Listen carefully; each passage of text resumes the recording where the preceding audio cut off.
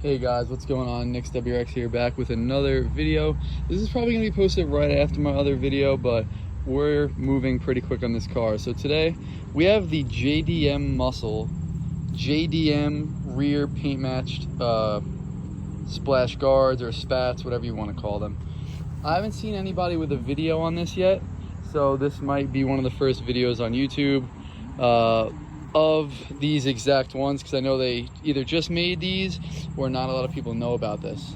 So I'm gonna take a video of me putting them on, how to put them on and everything, give you guys the rundown, and then we're gonna go from there. So I'll see you guys in a minute.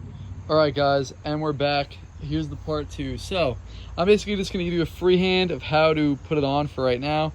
So you're gonna take the one according to each side. It'll have a right hand and a left hand on that, just so you know which side it goes on.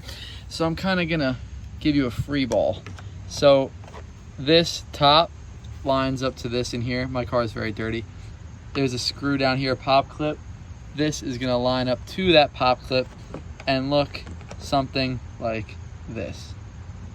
So I'm just gonna show you right now, and then I'm going to come back once we're gonna put them on. All right guys, we're back from the last part of this video. This is like about 2 weeks later, so this is it already on.